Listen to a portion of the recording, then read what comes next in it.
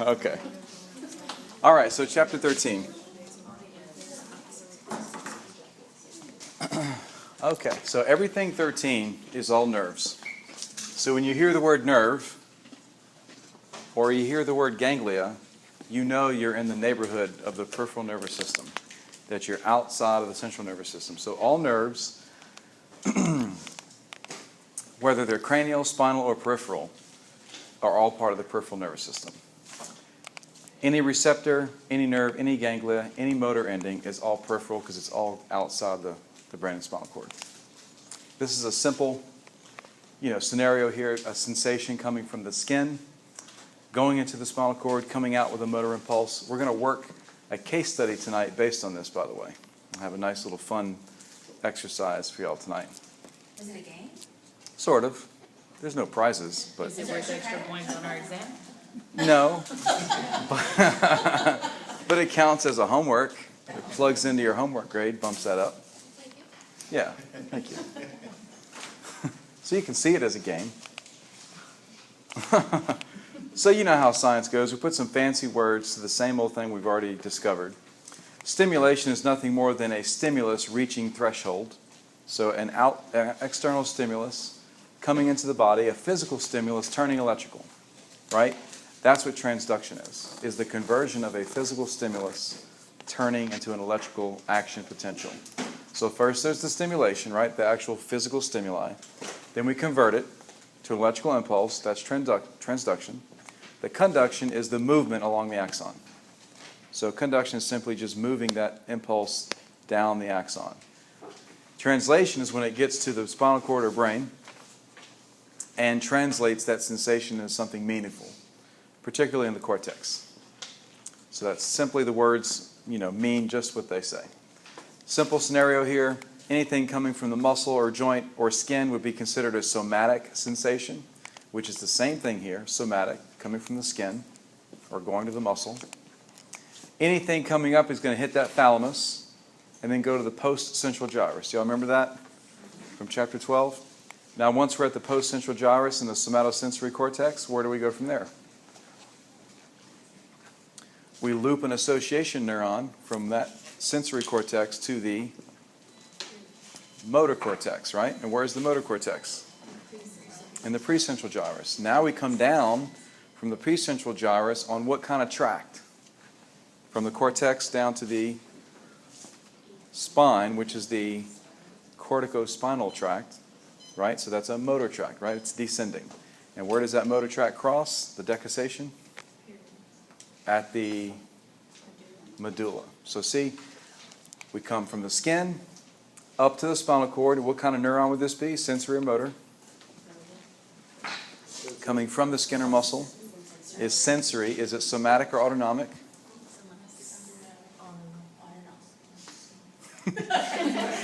It's either one. How about both? Is that a good? Just whatever. Right, it's summer already, right? How about that daylight, man? Isn't that beautiful? Yes, it is. God has blessed us with some sun. Anyway, this is somatic. Anything skin, muscle, or joint is always somatic. Anything to do with organs, cardiac muscle, smooth muscle, organs, glands, that's all autonomic. So we don't see any autonomics here. Right? Somatic is skin, muscle, joint. So somatic impulses come up, sensory, hit the thalamus, go to the sensory cortex, loop to the motor cortex, come down again on a motor tract down the spinal cord, and then we come out to the muscle to move the muscle. That's going to basically be our case study tonight that we do. It's based on my son Jake watching me cook, and then I move the skillet out of the way or something, and he proceeds to lean on the hot flat top stove, right? His hand right on it.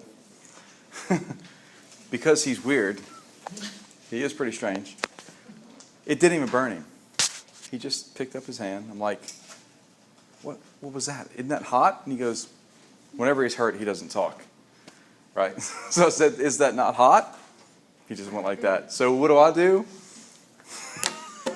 Put my hand on it to see if it was hot. Because I was too, curious. And it was damn hot, yeah. I don't know how. Exactly, right. Right. Believe me, he's smarter than me. So he didn't get burned. It's a complete miracle. but he did withdraw, right, his hand, which is what the reflex we're going to talk about tonight in the case study. Anyway, okay, so sensory receptors. Based on hot and cold, that's our thermoreceptor. Mechanoreceptor is anything touch-oriented or anything physical.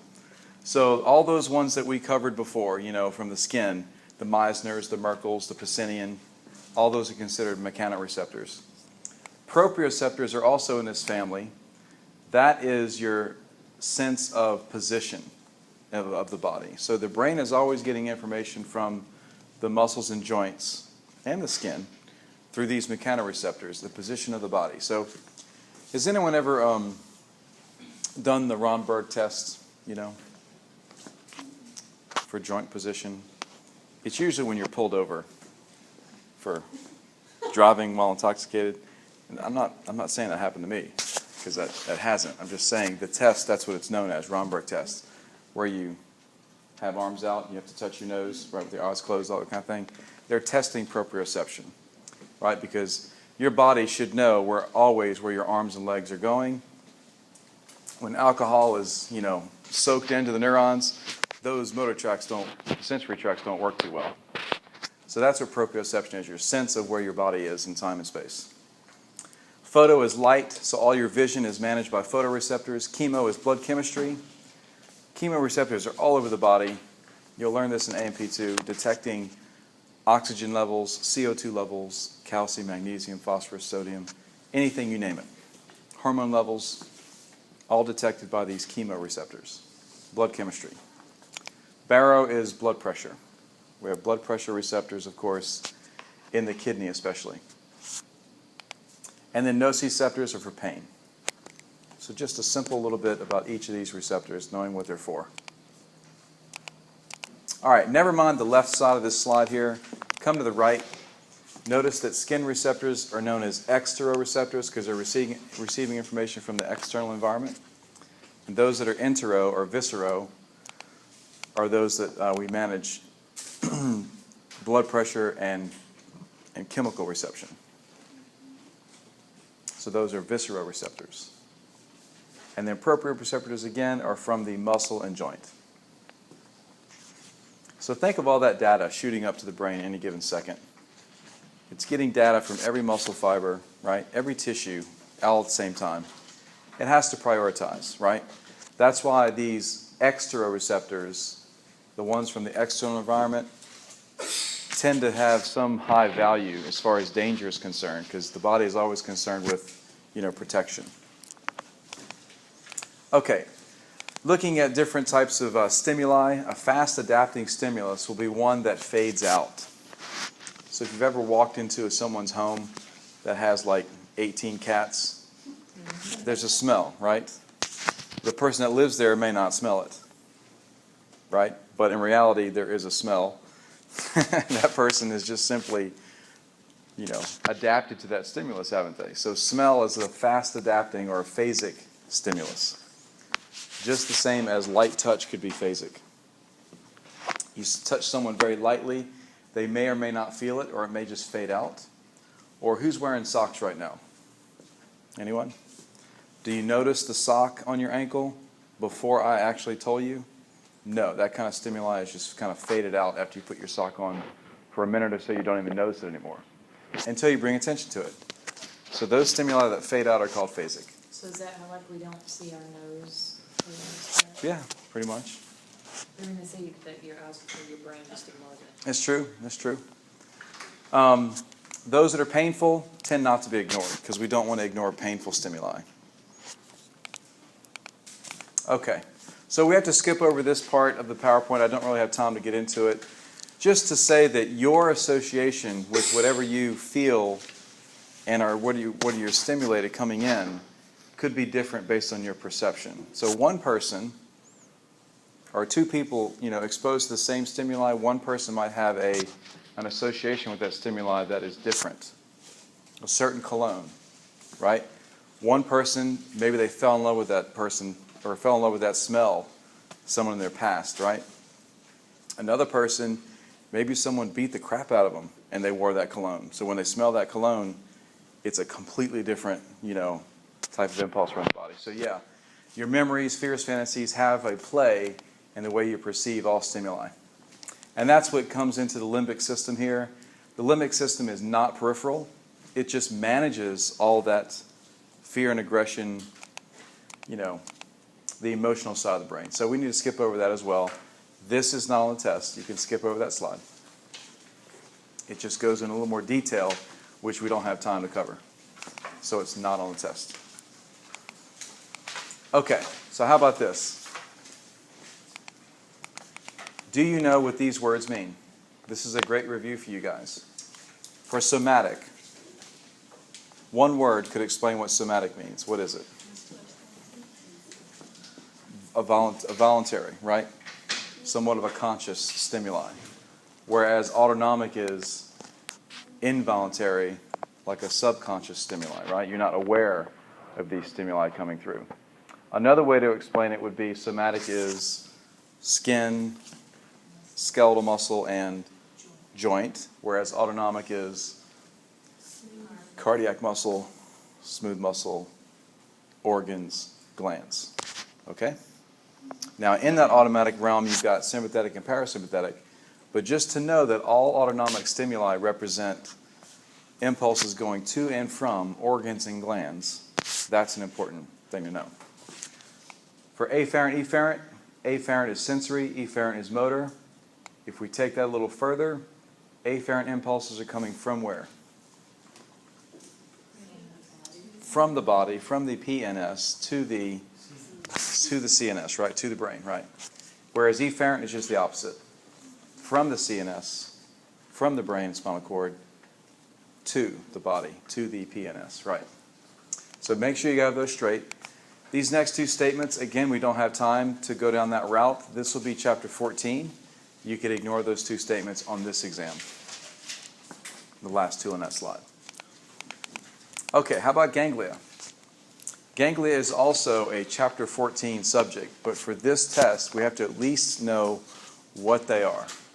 A ganglia is a group of nerve cell bodies found in the peripheral nervous system. That's the definition. Group of nerve cell bodies found in the peripheral nervous system. If we think of nerve cell bodies found in the central nervous system, it has a different name. It's called a nuclei, actually. The axon is the tract, but the cell body is the nuclei. It's an interesting term they give it for some reason. Anyway, the ganglia that we know from lab, sympathetic chain ganglia from T1 to L2, and then the parasympathetic fibers are going to be coming from cranial nerves 3, 7, 9, and 10, and sacral nerves. So remember how before we called sympathetic flow to be thoracolumbar, and the craniosacral would be the parasympathetic flow? That's where those terms come from. Because parasympathetic flow is coming from these four cranial nerves and the sacral nerves. Whereas sympathetic flow, autonomic, comes from these nerve roots right there. So there is a difference. They really don't mix. They're completely separate until they get to the organ that they're serving. So who's the shining star of the parasympathetic world? Good old cranial nerve number 10, right? What's that one called? The vagus, right. So when I say parasympathetic flow to any organ, I'm talking vagus, right? A stimulatory vagus signal. When I talk sympathetic flow to the heart or any other organ, I have to use the sympathetic chain. Okay? All right, we'll visit that again in chapter 14, but for now at least know those two parts. T1 to L2 and then parasympathetic are these right there, the cranial nerves and sacral nerves. Okay, moving on. I'm just covering highlights at this point because we're short on time, basically. Schwann cells. What's so special about Schwann cells? They myelinate axons, yes. Where? In the PNS or the CNS? The PNS, right. So that, right, we get myelinated axons by the Schwann cell in the peripheral nervous system. The other thing is they can secrete growth factors. So when we damage an axon somewhere around the body, not in the central nervous system, but outside of the central nervous system, Schwann cells can help to regenerate and rebuild damaged axon parts, fragments that can come back together due to the myelination. So that takes a lot of time, takes a lot of therapy to go with that to make that nerve functional again. But at least physically, the Schwann cell can regenerate the axon. Whether the nerve works or not is another story, right? This is structurally putting the nerve back together, the axon, I should say. But whether we have that pathway work again, that's where it takes a lot of therapy to get through and reignite that pathway. It's like starting from scratch again, like infant years on how to learn to work moving your finger again, let's say, if that's the nerve that got damaged. Okay, switching gears, cranial nerves. All this is basically trivial. I'm not so concerned about the information on this slide. I want you to know the overall functions. I'll run through them really quickly, but you should have gotten them in lab. Number 1, olfactory was smell. 2 for optic is sight. 3, 4, and 6. What's 3, 4, and 6 for? 3, 4, and 6 is for eye movement. 3, 4, and 6 is all eye movement. Number 5, trigeminal, is for facial sensation and movement of the jaw muscles. So it's both sensory and motor. Facial sensation and jaw muscles. Moving on to number 7, which is facial nerve. Facial nerve is a dual function as well. Facial nerve supplies the muscles of facial expression. So when you smile or frown, that kind of thing, that's all facial nerve. So Bell's palsy, when you lose the tone of your face and one half of your face just drops down, right? That's a facial nerve issue. Facial nerve is also part of taste. So it's motor for the muscle of facial expression, and it's sensory for taste. The anterior 2/3 of your tongue is managed by the facial nerve. Number 8, vestibulocochlear, for hearing and balance. So that's sensory. Number 9, glossopharyngeal, is for the motor function of the pharynx, the muscles of the throat, and sensory for taste as well. So both 7 and 9 give us the sense of taste as far as the nervous system is concerned. And 9 does the posterior 1/3 of the tongue, since the facial is the anterior 2/3. Number 10, what's our good friend 10 again? Vagus. Vagus represents the largest parasympathetic outflow that we have to all the organs. So it's both sensory and motor to and from the organs. So it's the one that kind of travels around the body. It's called the wanderer. Usually these cranial nerves pretty much stay in the head and neck, but the vagus is the one that travels all around the body, touching the organs. All right, number 11, accessory nerve, is for motor function to the trap and sternocleidomastoid. Number 12, hypoglossal, movement of the tongue. So when you stick your tongue out for the doctor, and say ah, the sticking of the tongue out is hypoglossal. When you say ah, they're testing glossopharyngeal to make sure your throat is working. All right. That's cranial nerves. Not a big thing on my test, to be honest. And more so for lab. I'd like you to know 1, 2, 5, 7, and 10. Cranial nerves 1, 2, 5, 7, and 10. 1, 2, 5, 7, 10. The other ones we're going to learn more so when we do the special senses for the eye and ear. So that'll be 3, 4, 6, and 8. We'll learn those more so under chapter 15. Okay.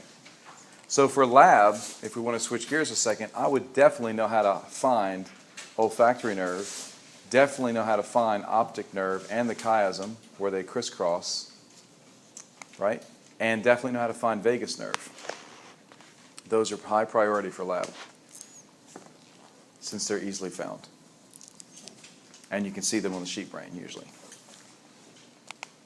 Okay. Now the bulk of this chapter is all here.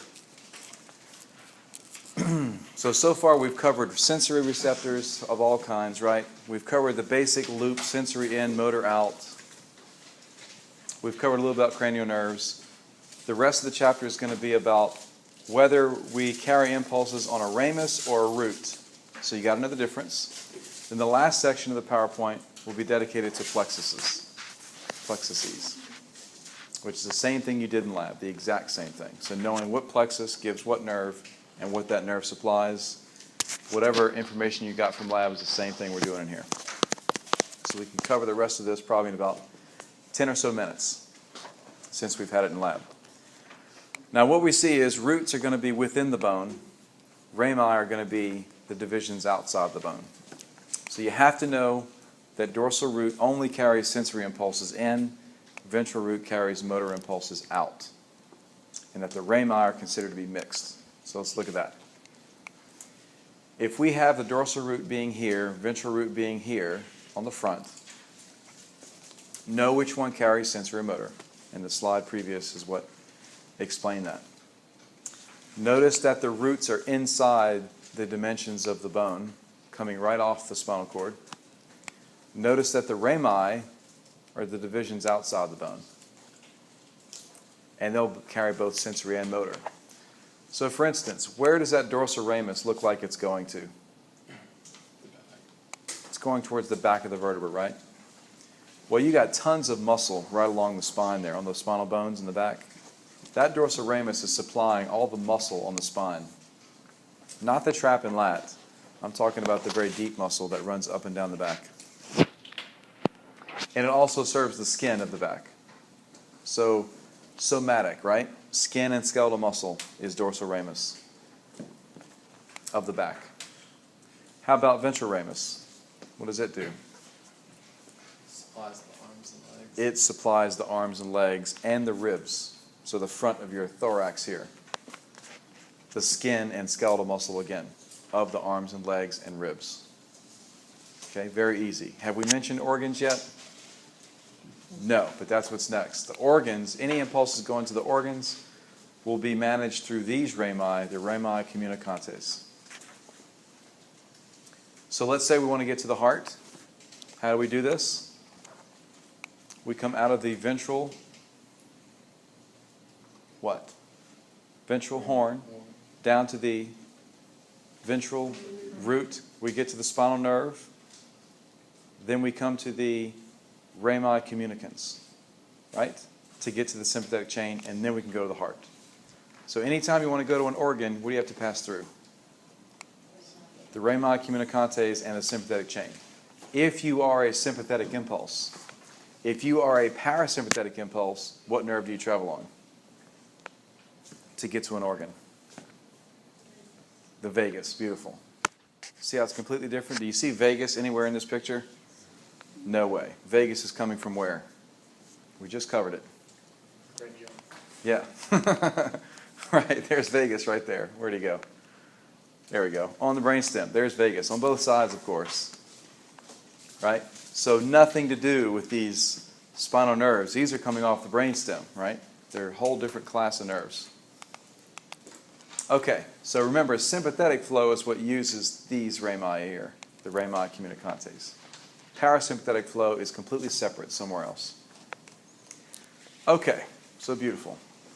Knowing that something crawling on your arm or the sensation of touching something hot or cold or whatever, if it's coming through the arm, it's coming through the ventral ramus.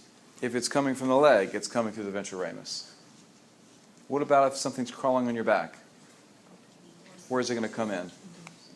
Through the dorsal ramus, right? Now, once it gets into the spinal nerve from whatever rami it's coming from, it has to go where? To the dorsal root ganglion. All cell neurons, all cell bodies of sensory neurons are located there. That's one of our ganglia that we have to know.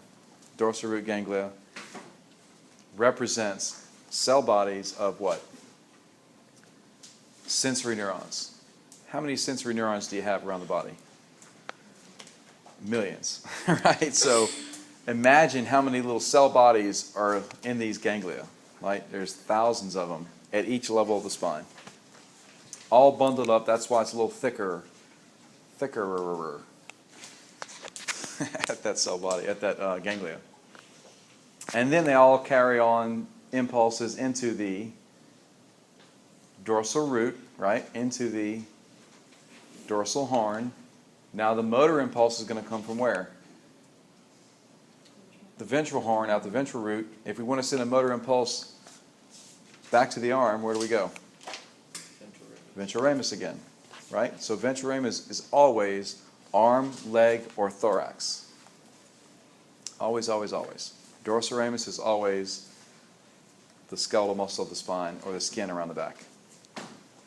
Beautiful, okay. So review this right here. You have to know this for lecture and lab. If those impulses are sensory, motor, or both. In the case of the rami, they handle both sensory and motor impulses to and from the body. Any questions on that? Okay. All right, moving further, these are your definitions you should know. The first three red structures here, dorsal ramus, ventral ramus, rami communicantes. Don't worry about everything else, the other half of the slide. We're not covering that. Just know those first three bullets, dorsal, ventral, and rami communicantes. You should know that the definition of this, rami communicantes, is communicates the spinal nerve with what? The sympathetic chain. Let's look at it again. Communicates the spinal nerve, which is there. Here's the sympathetic chain going up and down, which is a whole different set of nerve tissue, external to the spine. There's our connector, right there, right? The rami communicants. There's two of them. There's a gray and a white one. One's myelinated, one's not. No big deal. Okay. Don't worry about the meningeal branch. Now, where we're headed is the specific speak about the plexuses. All plexuses are nothing but a network of nerves traveling together. That's what a plexus is. Notice in this picture, real simply, do you see all the thoracic nerves? Do they blend together and mix and mingle? No. But some of the ones in the cervical spine do. They form like a web, and lumbar and sacral spines, right? That's what a plexus is, a network of nerves kind of bundling together there, going to a common area. So we'll have four of these. We'll have a cervical plexus up top, cervical spine, a brachial plexus, lower cervical spine. There is no thoracic plexus whatsoever. There is a lumbar plexus, lower down, L1 to L4. And then sacral plexus will be our last one, from the lower lumbar and sacral spine. So notice T2 to T12 do not form a plexus. Instead, they just innervate the nerves, or innervate the rib muscles, the intercostal nerves. So here's where we go if we are a thoracic nerve. Here's the dorsal ramus, right? Where is it going? To the muscle of the spine and the skin. Where's the ventral ramus going? To the ribs. Remember, we're in a thoracic vertebra, thoracic nerve now. Or what about if we hop on the rami communicantes? Where are we going to go now? To the sympathetic chain. A separate highway that takes us where? How to link to the organs, right? On the sympathetic flow. So these nerve impulses have, a choice. If you're going to travel just on the ventral ramus, you're going to go to a rib muscle. Or if you're in the cervical spine, you're going to go to the arm. If you're in the lumbar spine, you're going to go to the leg. But if anytime you travel on the rami communicans, you're going to go to the sympathetic chain somehow. And we'll pick up that story in chapter 14. But that's all you have to know right now, is that these thoracic nerves are called intercostal nerves. I promise you're going to see this somewhere, so highlight it in your brain somehow. Okay, let's run through these real fast. Cervical plexus. There are so many nerves coming out of here. We do not have to know each one of them. We do have to know the ones that are circled in red. So phrenic nerve is what's coming out of the cervical plexus. The plexus in general are nerve roots C1 to C5. Sometimes it's C1 to C4 in some people. It's not that big a difference. But you should know cervical plexus, phrenic nerve, what does it serve? The diaphragm. Great. Okay, what about brachial plexus? These are the 4 nerves you should know. Notice that all plexuses are formed from ventral rami. That is a good point to jot down somewhere. All plexuses are formed from ventral rami, not dorsal. But do the rami carry sensory, motor, or both kind of impulses? Both. Very, very, very good. Excellent. But on this slide, we're only covering the motor side of things. We don't go into the sensory side of things much at all. So this is the motor function of these nerves serving those muscles. So do know those muscles that are served by those nerves. And I would like you to know one extra one. Musculocutaneous. So circle that one as well, musculocutaneous. That nerve serves the biceps muscle. Musculocutaneous. Biceps brachialis and coracobrachialis. So guess what? When you touch something hot, what do? Do you use your tricep to push harder? Thankfully, no. You use your bicep to pull away. It's a natural reflex. It's called the flexor withdrawal reflex, right? Same thing when you, like a hamstring, will pull your foot away if you step on something sharp. That's a flexor withdrawal reflex. We'll see it coming up. But the body is cool enough to know, right, to pull that arm away, not the other arm. Or if you're touching something hot, not to kick the person next to you. You know, it's smart. It knows which nerve needs to go to which muscle and make it all happen.